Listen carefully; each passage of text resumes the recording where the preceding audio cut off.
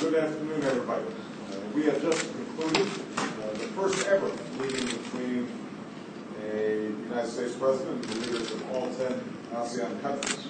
And I'd like to thank my friends, Prime Minister Lee for hosting, and Prime Minister Abisit for co-chairing this historic meeting. As I said in Tokyo yesterday, the United States is a Pacific nation, and we enjoy deep historical ties to Southeast Asia, one of the most important and dynamic regions of the world.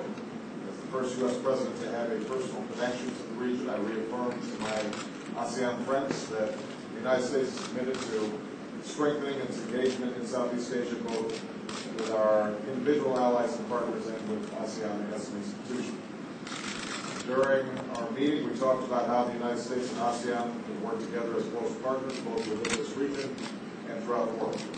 We discussed the importance of meeting common challenges like climate change, nuclear proliferation, and working together in support of G20 efforts to promote a sustained and balanced global economic recovery.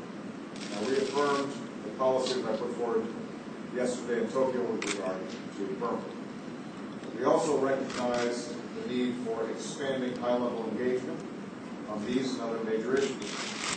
I proposed sending Energy Secretary Stephen Chu to the region next year to talk with his ASEAN counterparts about clean energy, and we agreed that our trade ministers should develop new initiatives to promote trade and investment that can create jobs and improve living standards in all our nations.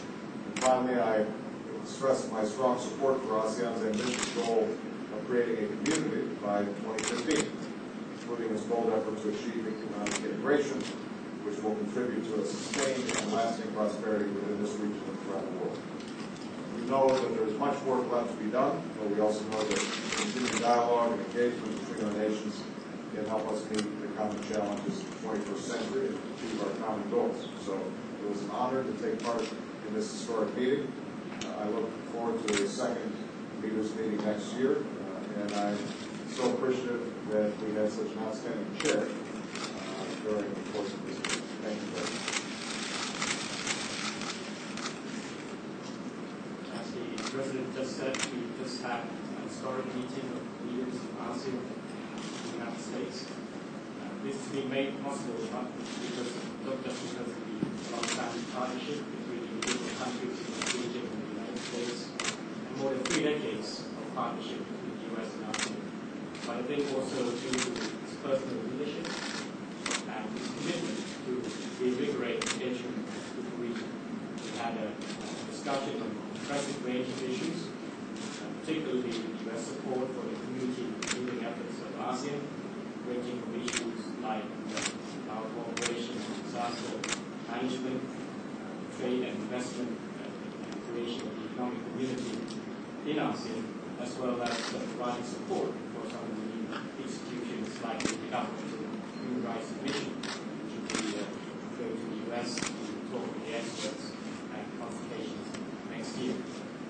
ASEAN also stands ready to be a reliable partner of the U.S. in tackling the various global and regional challenges, whether it's climate change, whether it's the Doha Round, or counterterrorism and other security issues.